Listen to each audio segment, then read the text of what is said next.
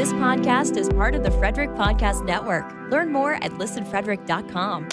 Episode 142 of Beers in a Lot is brought to you by... Shouldn't having conversations with your money be easy? Easier than counting the planets, at least. Saturn, Uranus, Neptune. Oh, what happened to Pluto? Did it offend someone? F&M Trust is here to help you have better conversations with your money. Go bank it easy at fmtrust.bank.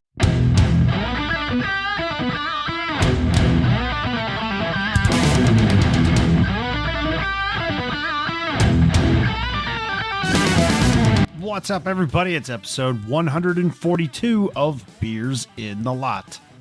Before we get going, I just got to point you in the direction of our merchandise store at beersinthelot.com/shop and the website at beersinthelot.com. That's where you can get info on the podcast and get access to the Discord by going to beersinthelot.com/Discord.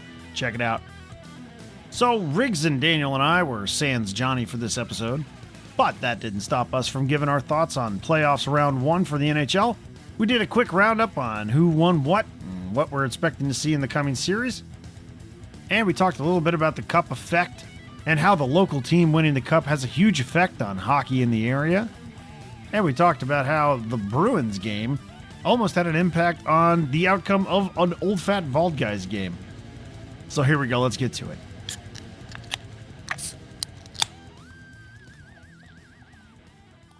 What happened, Daniel? What happened? What happened? Hey, what happened? This beer looks very frothy. Very. Holy It only crap. filled up like half of that. Yeah. Oh, you didn't pour it all. Okay. Like, did they No. give you half a can? No, it's very, very carbonated. What is it that is very carbonated? Well, yeah. I can't tell you how good it tastes because I can't drink it yet. I might have to wait 15 minutes. But from 1623 Brewing Company IPA. That's all it is. Just IPA. nothing fancy. Just India Pale Ale. What are you drinking tonight, Riggs? I have from Brookville Beer Farm in Jessup, Maryland, Merlin's Flight, a hazy double IPA. Ah. Very good. It has a hawk or a falcon.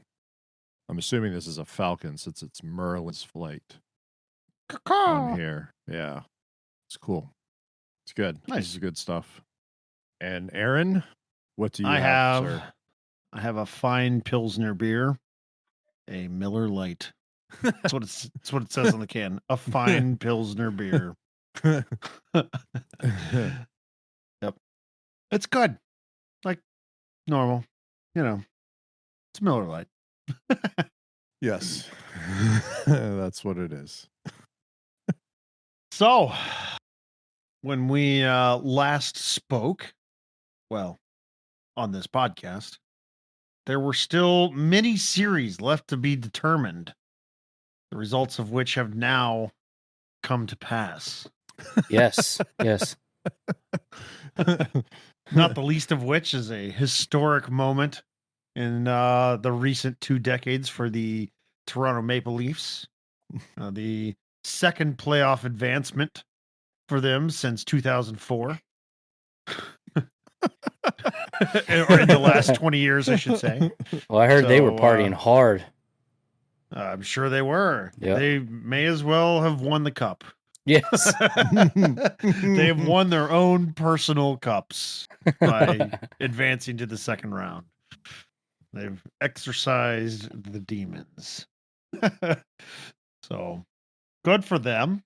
Yes. Tampa Bay are no more. They're heading back to Florida, but their counterparts on the other side of the peninsula managed to lock their series up. Took them 7 games and an overtime to do so, but you know, I can't say that I'm disappointed with the result of that. Seeing Boston defeated. Always like to see a Absolutely. Boston team get defeated. Well, especially President Cup winner. Or not a cup, Yeah, but well. President's winner. Yeah. Yeah. That's always good to see. Yeah. It's kind of a thing. It's like what's the motivation to do well in the regular season? It's like you want to do well, but not too well. You don't want to be the best because you're not gonna.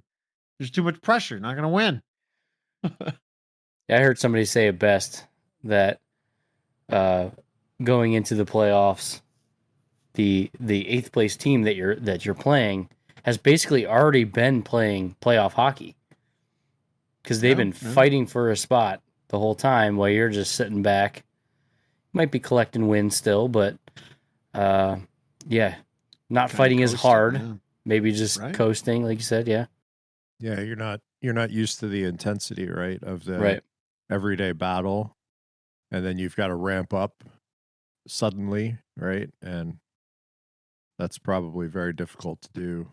Yep. Versus a team that maybe has been battling it out for 2 months or something, right? Like, I think some of those teams were really pushing hard for almost 2 months, which is incredible.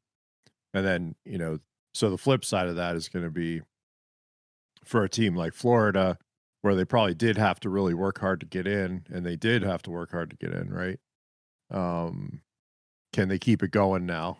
Because just gone through a 7-game battle, a little bit different situation than regular season. And, now they got to face Toronto, which, that should be a pretty good series, I think. I think so. Agree. Toronto and Florida. That's definitely gonna be good. And with Toronto making it through, we've said it a couple times over the years here. The NHL and hockey in general is better off when Toronto's doing well. Even though, absolutely. listen, NHL media and Canadian hockey media, they all focus on the Maple Leafs for the most part. It's kind of a broken record sometimes. But from a hockey culture standpoint, community standpoint, I think things are better when Toronto's is doing well. So this is going to be good. Hopefully, now I'm so before I was rooting for their demise. So now I'm like, okay, you got through. Keep going. Like let's keep rolling. And let's see what happens, especially with that team, with Marner and Nylander and Matthews and company. Like it would be cool to see them do something. The memes are already off the table at this point. First round exit would have ensured, continued memes, but now that they've gotten through, the memes are kind of, they're less. They've got less bite to them, I guess. So now you kind of want to see them do well now. But yes, yeah. Yeah, right. It's like you either want to see them lose the first round or at least make it to the final. Well, my thing is, my thing has always been like, okay, just get it over with and start making the changes, right? Right. There's the whole, they're going to get rid of Kyle Dubas. They're going to get rid of Sheldon Keefe. They're going to have to move one of the big four. There was all that stuff, right? If they had been bounced in the first round, now all that kind of goes away, right? Yep. And since that's all off the table for the most part now, go get it. Go make a run out of it. Yeah. Then on the other side of the bracket, Seattle bumping off the number 1 seeded Avalanche in Game 7. That's big for the Pacific Northwest hockey up there. Absolutely. Yep. That's good stuff. That's a big deal. Yeah. Yep. They get to play Dallas now. That's a tough matchup. That is a tough matchup, though. That Dallas team is so good right now. Yep. So good. They finally got probably a fully healthy Sagan, Jason Robertson, J-Rob. J-Rob. I mean, Rupe Hentz was tearing it up in that series, the first round series. They're dangerous. Is Ottinger in net for them? Yes. Yeah, he good. Yeah, he's been playing well. Yeah. Yep. That's a tough team to beat. Very tough. Very tough. especially now since the Avs kind of laid a stinky one there in that series. Yep. I'm not sure. I'm still not convinced on Edmonton, but Right. Dallas, I think they're the dangerous team in the West right now. That's how it seems. Yeah. Yeah. Certainly not Vegas if they're scratching Phil Kessel. All the danger goes away from Vegas if Phil is not is not in the lineup. If you ask me. Yeah, still a good team, but yeah, I don't like that move at all. I think that not was at all. Like, I don't know what purpose it served, other than just piss everybody off. Yeah.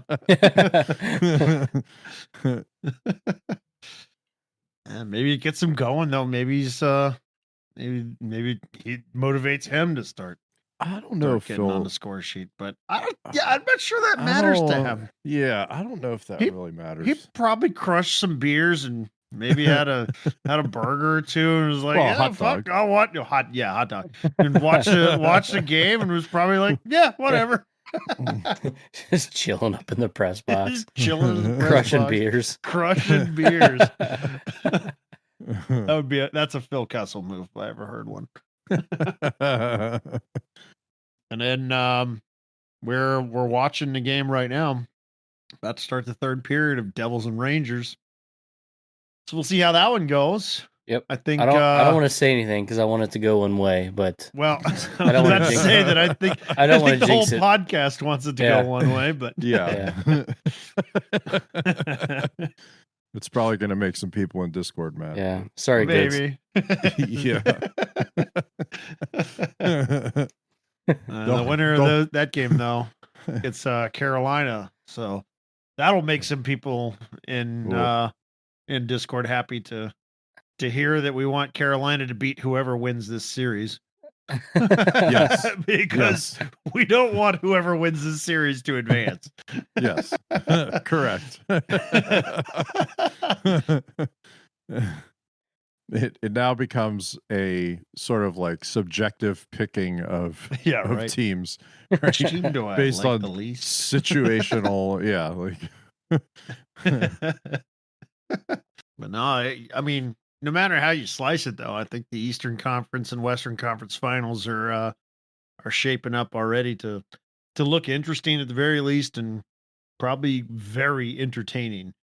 I mean, no matter who comes out of Florida and Toronto, no matter who comes out of Carolina / Rangers / Devils or whatever, like it's gonna be good games all around. Yeah, series I know. that I want to see. Like, there's been a lot of stuff, like people complain about the format, right? And I like the divisional format, right? And with the wild card and everything. And I see, some of the faults in it because you get sort of like the forced 2-3 matchup or whatever, and it probably knocks out a team that had a legitimate shot of getting to a conference final, in the first round, right? Right. But this year maybe not, right? Like maybe the teams that are getting through really are the teams that should be playing, right, for those conference finals, and maybe it's always been that way, and so people who are complaining about it should just shut up and watch. Yep.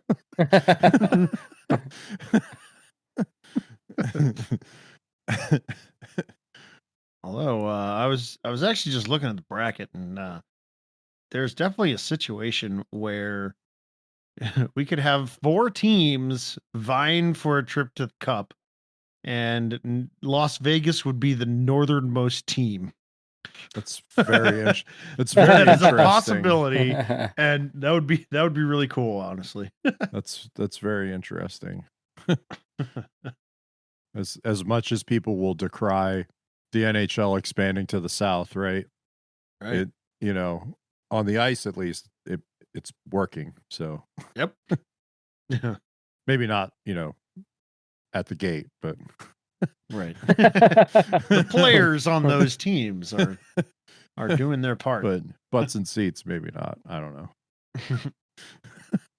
It honestly wouldn't be bad though. If any of those teams did well, any of the teams in the South, I mean, Yeah, the cup absolutely. effect is huge, obviously. So, you win the cup and all of a sudden interest in hockey just sort of explodes in the area. So Absolutely.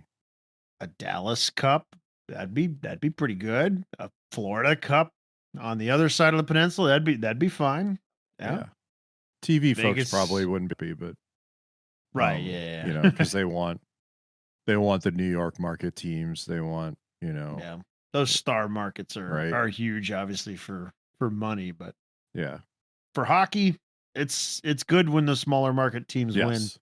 Yep. Yes. Yeah, Seattle's, the Florida Panthers, That would be those huge guys. if That'd be Seattle, huge.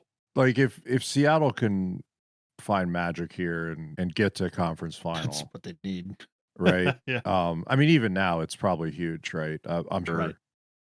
they're starting to see the uptick in numbers of kids getting signed up, and maybe even adults getting signed up at this point with the team doing so well in their first playoffs here. Right. But if they somehow are able to advance, it's just gonna it'll be exponential, right? The cliche, Oh, yeah. like the growth will just explode. Yep. Yeah, before our game at OFPG last night, actually, me and field reporter Ross were hanging out watching the game that was on the ice before us because we got there pretty early, thanks to riding with Daniel and him having a game an hour before our start time. And we were watching. It was the D League game. It was the D League game, and we were kind of, it's hard not to like poke fun between the two of us, like, oh wow, what a play, whatever. But then at the same time, I was like, I'm so glad these guys are out here playing. Like, if not for the Caps winning the cup, if not for a renewed interest or a big, you know, explosion in hockey popularity in the area, then these teams might not exist. These folks might not have ever gotten into the game. And as much as Ross and I even said, as much as we're poking fun, it's so great to see so many people playing this game and trying to learn this game and getting in. Like, we'd never ever say that to their face, of course, like we'd never ever, like, everybody kind of pokes fun when you see something silly happen on the ice, but because the reality is you can watch our games too, and you'd be saying the same thing about us. Right. But it's so great to see those D leagues and the learn to play hockey or whatever. Like, they're full, and it's because of recent cup success with the Caps, and it's just really, really good to see. So Yeah, we were all there at one point. yeah, we were all there at one point. Everybody had to learn at some point. I started late. Yeah, same. I did have a little bit of a skating background though, so I had balance. I already had balance down. It helps. It helps. Yes. Learning to skate first is a huge, huge plus. Helps a lot. Let's take a quick break and hear from our sponsors. Shouldn't having conversations with your money be easy? Like, easier than pronouncing Worcestershire. Nope, Worcester. Huh, Worcestershire. Worcestershire. Oh, man. Yeah, there's no way anyone gets that on the first try. F&M Trust is here to help you have better conversations with your money. Our business banking relationship managers deliver the personalized service and speedy responses that help your small business do big things. Go bank it easy at fmtrust.bank. Member FDIC. Worcestershire. Worcestershire? But going back to excitement for your team in the playoffs and everything, last night, Sunday night, we were playing our game, and there was a couple of Bruins fans on the other team. I guess the excitement from an occurrence in the game had an effect on our game as well. Right? Well, they had a speaker on the bench, I think, with the phone, and they had the game on. I don't know if it was radio or TV, but they had it on. You could sort of hear it from our bench, right? And Yep. so you get on the ice and you go by there and ask them what the score is, or somebody would skate by and tell you or whatever. But I don't know what was going on, but I don't even remember what started the play, but I got the puck. I started skating up ice, and I figured like, okay, the defenseman's gonna be here. Like I'm just outside of our blue line. I'm starting to head up ice, and knowing who I was against, which you should, as a player, you should always know who's on the ice with you, so you know what's going to happen, right? And so I knew who was out there, and I was like, okay, he's going to catch up to me, so I got to start like fading towards the boards a little bit and get my body in between him and the puck a little bit. And he never got there. So I just kept going, and I heard like a ruckus behind me, like all these people were yelling. So I thought maybe like something happened, like two guys ran into each other, which happens a lot in OFBG, or somebody got mad at somebody else, which happens somewhat infrequently in OFBG. So, but I never heard a whistle, so I just kept going, and I went in on Goody. I took my shot. He saved it, and then, whatever happened, I go back to the bench, and everybody's like, or no, it was, I guess period ended or something. I go back to the bench, and everybody's like, "Oh, you got the puck. You started skating, and that defenseman never chased you. He went." The sound was everybody yelling because Florida scored a goal, and he skated to the bench to see what happened. So he never chased me down, apparently. So I got a breakaway. Ignored out the of it. game he was playing. I got a breakaway out of it because the Panthers scored a goal. It wasn't the That's winning hilarious. goal, but they scored a goal at some point. Yeah. So Yeah, it was. I think it was the tying goal. Yeah, with a minute left or whatever. Something, or maybe it was Boston's goal. I don't remember, but yeah, whatever.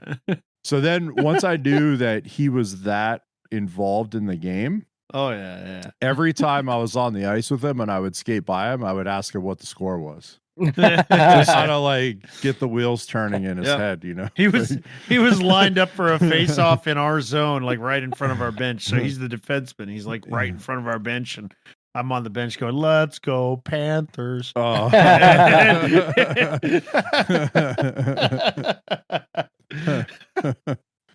Oh man, it was great. Good times. Oh, and then it was like towards the end of the game, maybe, or it was the end of the second period or something. So then it went into the OT, and then our game finishes, and we go off, and I have my speaker as I usually do. I usually run tunes, right? So after a game, we have OT on, and Verhaeghe scores, and we had the Boston broadcast on. So Verhaeghe scores, and the radio guy goes like this, something happens, Verhaeghe scores. That's it. And that was it. And then it was like arena noise, and it was silent. Like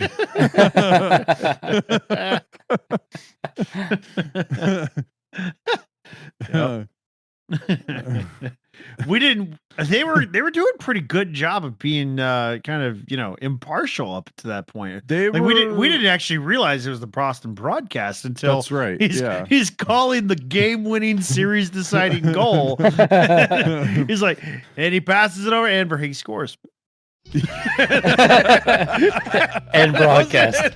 It was like dead. It was like dead air for like 10 seconds, right? It's just like quiet crowd noise, like very quiet in the arena.